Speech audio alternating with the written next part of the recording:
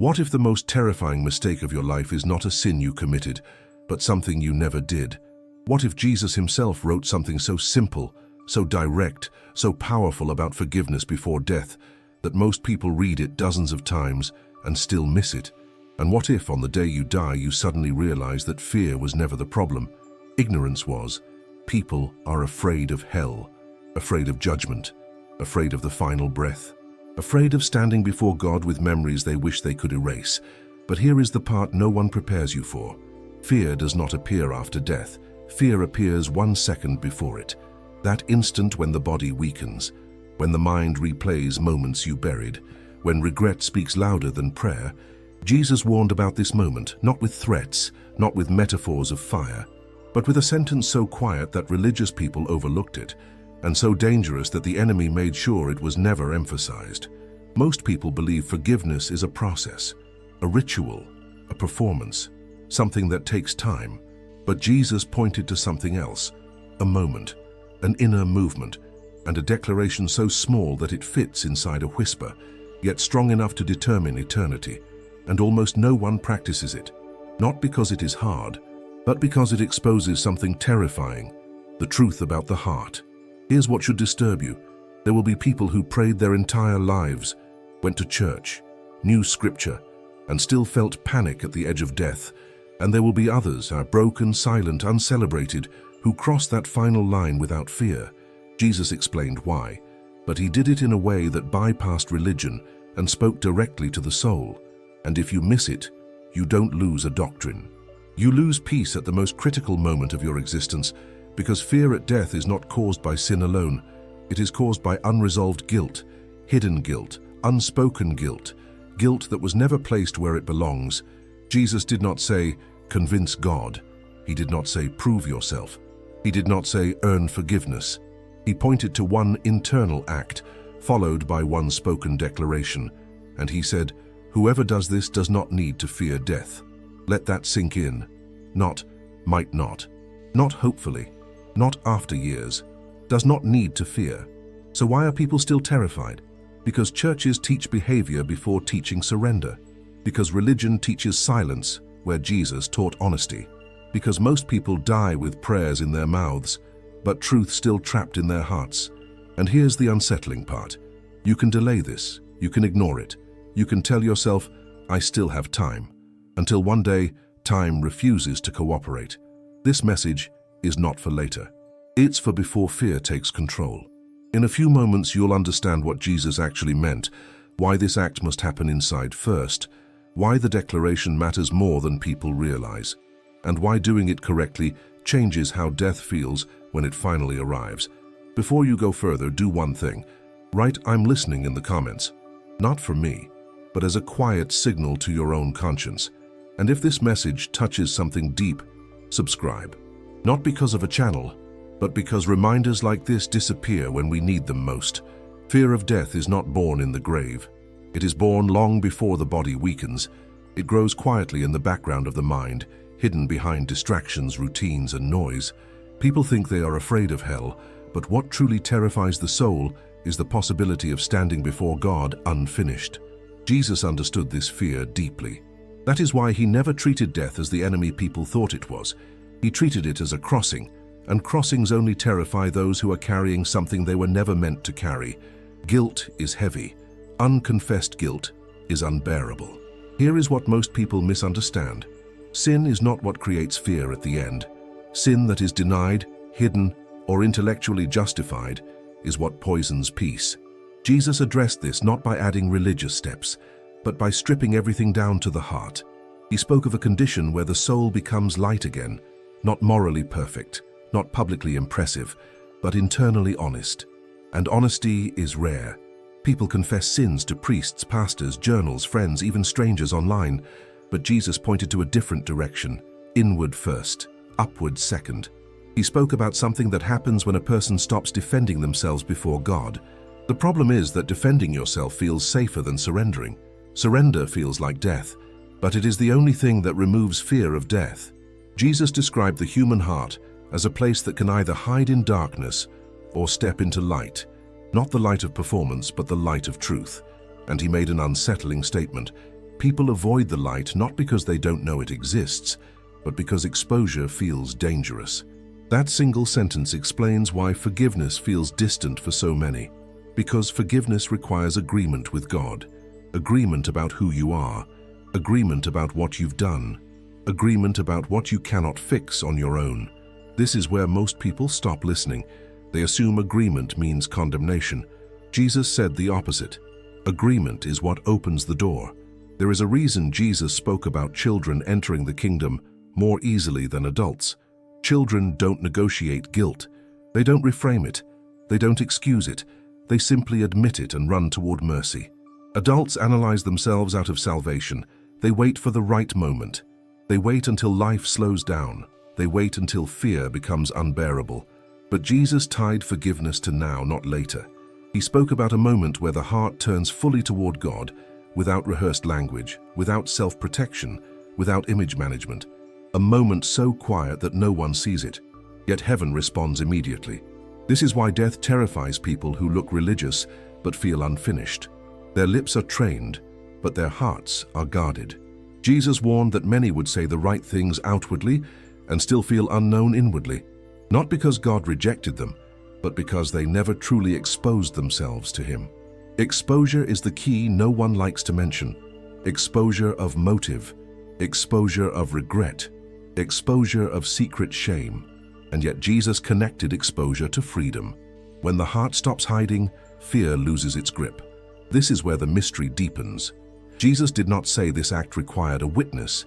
He did not say it required a building. He did not say it required time. He said it required truth, and truth spoken from the center of the soul, an internal turning, followed by a declaration that aligns the heart with God instead of against Him. And the shocking part is this. Jesus implied that when this happens genuinely, death no longer has authority to terrorize the person, which raises a disturbing question. If this is true, why do so few people feel peace when they think about dying? Because very few people ever do this completely. They confess around the truth. They apologize without surrender. They regret without release. What remains unspoken becomes fear, and fear waits patiently for the final moment. But it doesn't have to. There is a reason Jesus spoke about peace that the world cannot give. That peace does not come from optimism. It comes from alignment, when the heart and God stop being in conflict.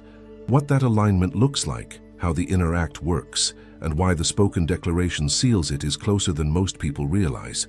And it is far simpler and far more confronting than religion ever made it seem.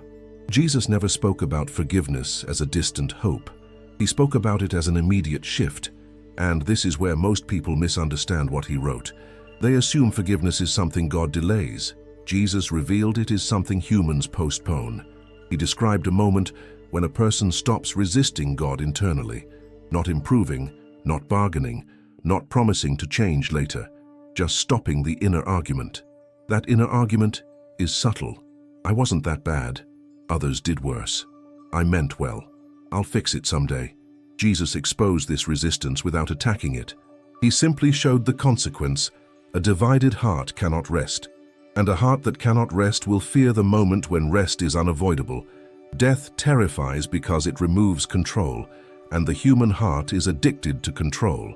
This is why Jesus spoke about losing life in order to find it. He was not speaking poetically. He was describing a psychological and spiritual collapse of self-justification. The collapse is painful, but it is brief. And what replaces it is something most people have never felt. Relief, not emotional relief, existential relief, the relief of no longer carrying secrets into eternity. Jesus described this internal act in simple terms: turning. The heart turns from self-protection to truth, from hiding to exposure, from managing sin to admitting it. This turning is not visible. It has no sound.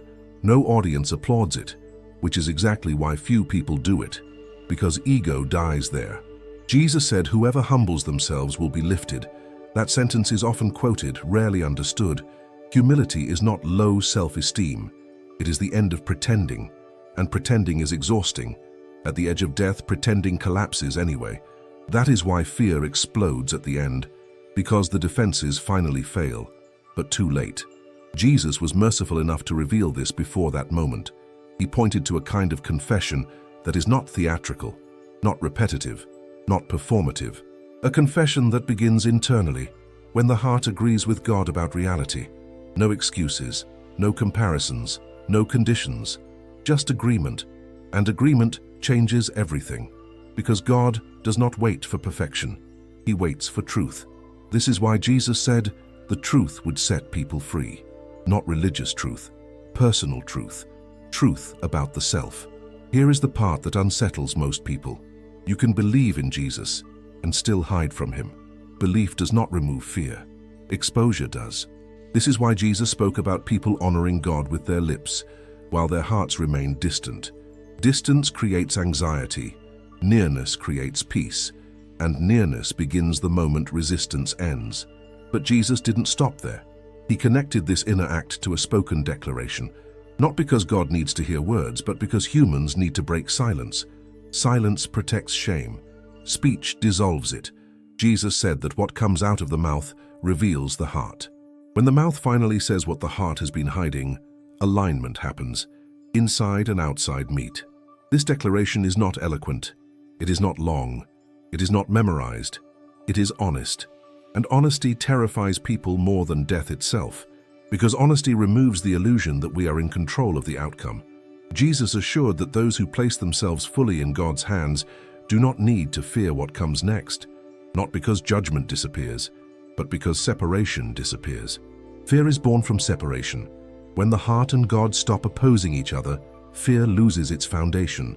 Most people never experience this because they never fully let go internally. They release behavior, but not identity. They confess actions, but not motives. They regret consequences, but not rebellion. Jesus spoke to all of it, and he hinted that those who do this before the final moment experience something extraordinary. Peace before death.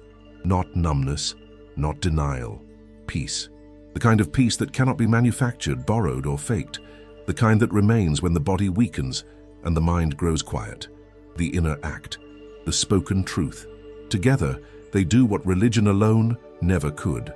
They end fear at its root.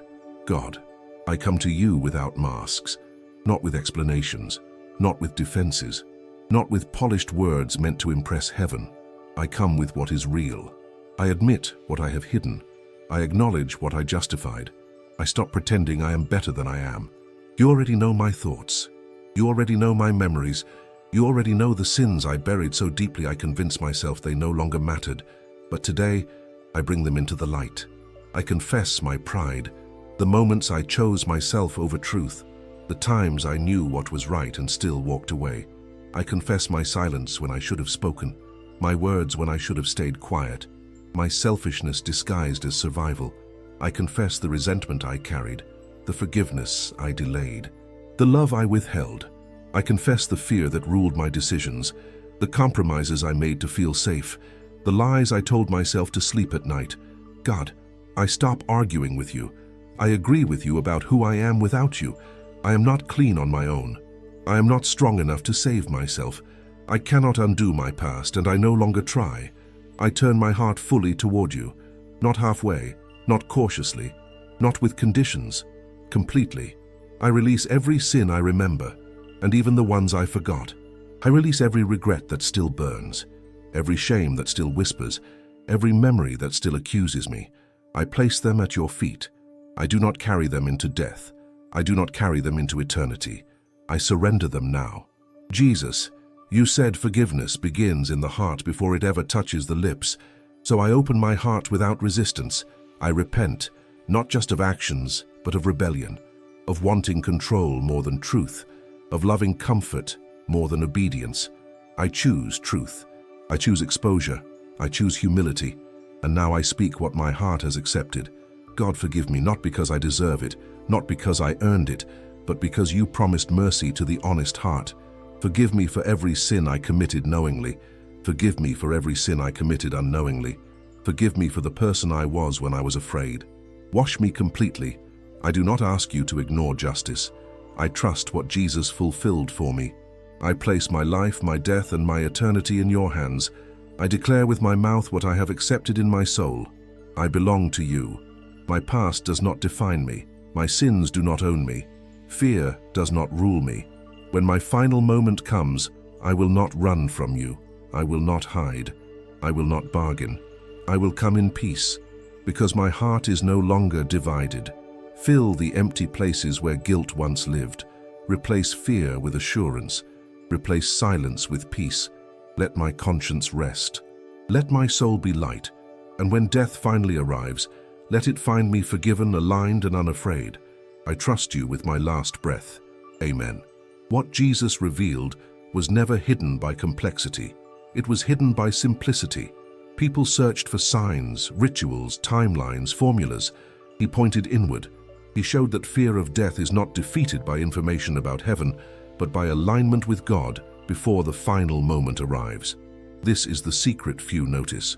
Forgiveness is not activated by proximity to death. It is activated by honesty before it. Jesus made it clear that eternity is not decided in the last second of life, but in the last moment the heart stops resisting truth. That moment can happen years before death, or never at all. This is why some people face death calmly while others panic. The difference is not morality, it is surrender. Those who delay surrender live with a quiet terror they cannot name. They sense something unresolved, something unfinished, something they hope time will erase. Time does not erase guilt, only truth does.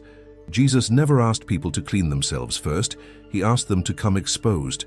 He knew that once the heart stops hiding, forgiveness flows naturally, because mercy responds instantly to truth. This is why he said those who hear his words and do them pass from death to life. Not after death, now.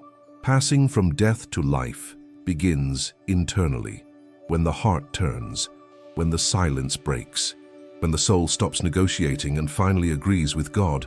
That is the moment fear loses authority, because fear survives only where guilt still lives. Most people never notice this because it requires no audience, no proof, no ceremony. It happens in stillness, unseen, uncelebrated. Heaven notices, the world does not, and that is why it works. Jesus wrote it plainly, trusting that those who were ready would feel its weight. He knew not everyone wants freedom if it costs their pride, but those who choose it discover something extraordinary. Death no longer feels like punishment, it feels like return, not because life was perfect, but because the heart is clean. If you felt something shift while listening, it is not emotion, it is recognition. Truth resonates because the soul knows it. Do not ignore that. This is not about fear, it is about peace. And peace is not found by avoiding death, but by meeting God long before it arrives. Jesus wrote this. Few noticed, now you have.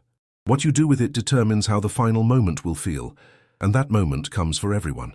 Most people will reach the end of life still wondering if they did enough, still hoping fear will somehow disappear on its own, still carrying the quiet suspicion that something remains unresolved.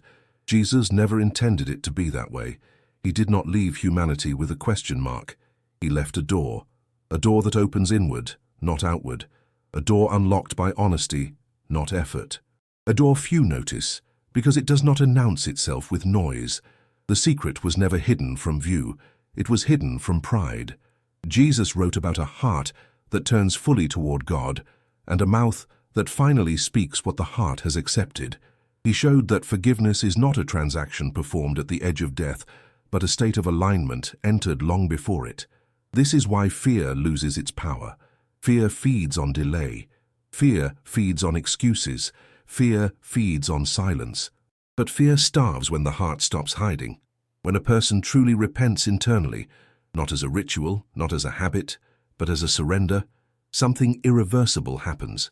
The war inside ends. The conscience rests. The soul no longer feels chased by time. That is what Jesus meant when he spoke of peace that surpasses understanding. Peace that remains even when the body weakens. Peace that does not panic at the thought of the final breath. This peace is not optimism, it is resolution. It comes when the heart and God are no longer opposing each other. Many people will hear these words and feel uncomfortable. That discomfort is not condemnation, it is invitation. It is the soul recognizing a truth it has avoided. Do not push that away. Jesus did not write this to frighten you, but to free you. to remove the terror that shadows the end of life, to ensure that when death arrives, it does not feel like a courtroom, but like a crossing. And this is the final reality that cannot be ignored. Everyone will die, but not everyone will die afraid. The difference is not luck, it is alignment. You now know what Jesus pointed to. You now understand why fear exists and how it is dissolved. You now know that forgiveness is closer than most people ever realize. What remains is a choice, to keep postponing truth, or to live unburdened, to carry guilt quietly, or to lay it down completely, to fear the final moment, or to face it in peace. Jesus wrote this, it was always there. And now you cannot unsee it. Let your life and your death be free of fear.